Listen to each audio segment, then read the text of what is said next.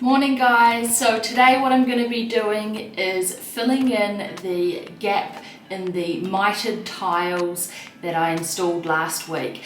So I have purchased some of this 10X mastic and it's in white, and what I'm going to do is mix it up with some of this hardener here and then fill in the joins between the mitered tiles. So hopefully at the end of it they look like one nice cohesive white block. I think it's going to give a really nice clean look, as well as making that edge a little bit stronger and more reinforced so that hopefully it doesn't chip away too easily in future. So this is my first time doing it. Come along guys and let's take a look, and as always, if you do enjoy these videos, please be supportive of me and the channel with a like and a subscribe. Really appreciate it. Alright, let's get stuck in. So here is some of the gear that I have for today. I've obviously got the product here. I'm going to mix it on top of this tile.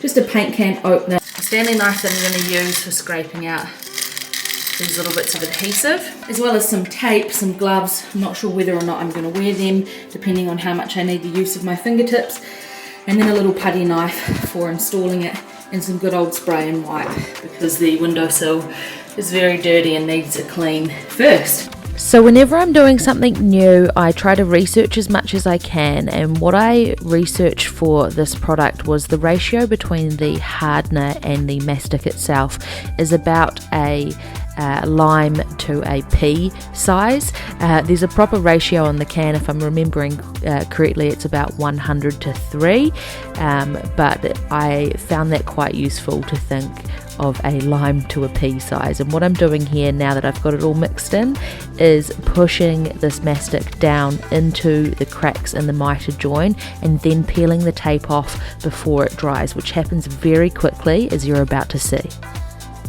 So I've only just finished putting it on the walls there, on the mitres, and look how hard this is getting already. You really only have a few minutes of working time before the stuff sets. So at this point the mastic is only semi-hard, so what I did was come along with a razor blade and take off any excess, just to save me having to sand back too much when it's fully dried and I come back for that step. I also wanted to make sure that I was running the razor blade between the different tiles, not just along the mitered edge, but actually between them, because I don't want there to be any mastic there. It's going to be where the black grout goes, and I want it to look nice and crisp and fresh. So because of how quickly this mastic sets, I did the windowsill first in its entirety before then doing a separate batch to do the sides, and that really helped take the pressure off, knowing that I didn't have my mastic setting on me. And then I was able to come back through and hand sand it using a really fine sandpaper. I'm really pleased with the outcome. These look like beautiful white blocks, and the footage that you're going to see coming up shortly is a few days later, where I have come back to grout. So given this is my first time grouting, I've gone for a ready mixed option. It is more expensive, but I wanted the peace of mind of one less thing to worry about as I tackled this task for the first time. It was super helpful to wet the walls down first and make sure they were really clean, as well as using a microfiber cloth to get the black smudge off after the fact. You do have to let it set off a little bit before you can do that final clean, but I'm really pleased with the contrast. I'm really pleased with the results, and it definitely wasn't as tricky and scary as I thought it was. Guys, it is Valentine's Day. It's Monday the 14th. I am here at the apartment. It's 8:30. Tom's just gone to drop the kids off, and I'm going to get a head start on things before he gets back.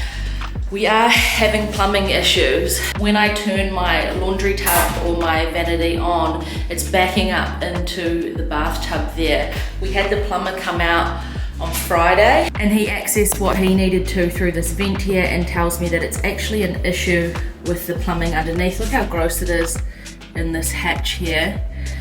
I still have these bricks that I need to brick back into the wall. I'm going to take this bottom strip of tiles off around the toilet, replace them, but these vintage floor tiles in the toilet and the bathroom are going to stay.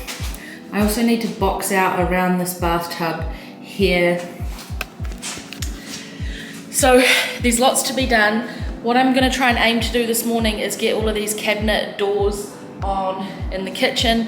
Tom's doing a Bunnings run because when he collected those cabinet doors that you saw there wasn't any range hood doors, and I also forgot to ask him to get doors for these cabinets in the bathroom.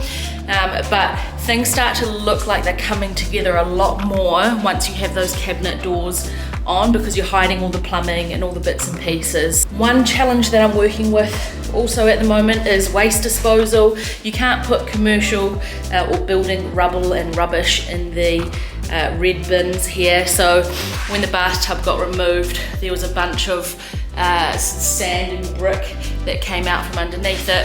I've got a bucket of tile here and rubbish. So I think we need to really go and get a trailer and take this stuff to the dump. It's also a challenge coming in and out of the apartment bucket by bucket to take stuff up and down the lift or the stairs.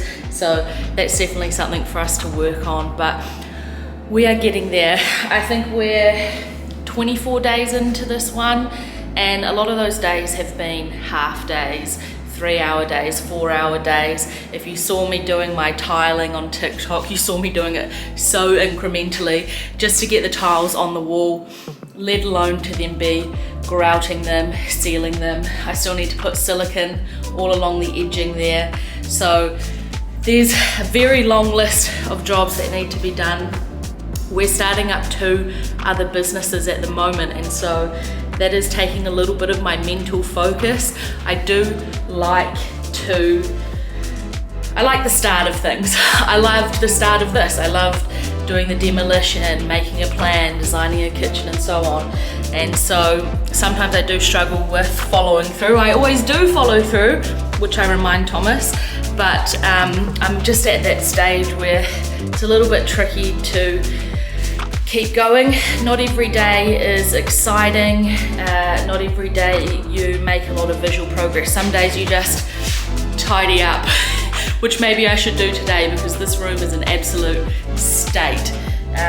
But yeah guys, thank you so much for watching along. I am making more effort with these YouTube videos. I know I say I'm going to post every week and I don't, and I'm not being consistent with that. So I need to take some responsibility and do better, because I love when you watch these. I feel like I'm showing you more of the actual process rather than just 60 seconds of a TikTok where you're not getting a broad view of what's going on. You're just seeing that particular thing that I did that day. So please smash the thumbs up button. It really helps me. It pushes this video out to other people who then get to come along and watch the journey. And if you haven't already, hit the subscribe button. I really appreciate it guys, and I hope you have a great day. Now I better get stuck in. So the last step for today's video is getting the cupboard fronts on in the kitchen. As you guys know, we are using a modular caboodle kitchen from Bunnings.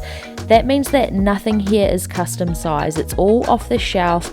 They do have a cut to size service, I believe, but for ease of being able to basically go into the shop and grab it off the shelf, as well as time frame, we have gone for modular. So nothing is custom, nothing's cut to size, and as you can see on the left hand side there, that means that we have a gap. So we have used a filler panel to basically hide that dead space in, and then the rest is history. It's so nice to have these all on, covering all of the plumbing. It's nice to have the drawer fronts on and just getting things together in the kitchen. It all is starting to come together really nicely. I'm quite pleased. Now we still have end panels to put on, which I may do now, I may do after painting, so that I can paint right up to the wall cabinets without needing to be so careful with my cutting in. Who knows, watch this space. And I also need to get the kickboards installed, but this won't happen until after the flooring is done. The other thing is we'll be boxing out above the wall cabinets to the ceiling there to hide that range hood ducting, and as you can see there above the range hood, the cabinets aren't looking very flush or very nice. You can see a bit of a gap there, so that's the other thing to be done here, is going back through and adjusting all of the hinges to make sure everything's lining up beautifully, and then adding some handles to all of these cupboards as well, which I haven't chosen yet, so watch this space and we will see. I'm thinking silver though to go with the sink and the mixer. What do you guys reckon? Here's the final look of the kitchen so far. I'm so excited to be making progress.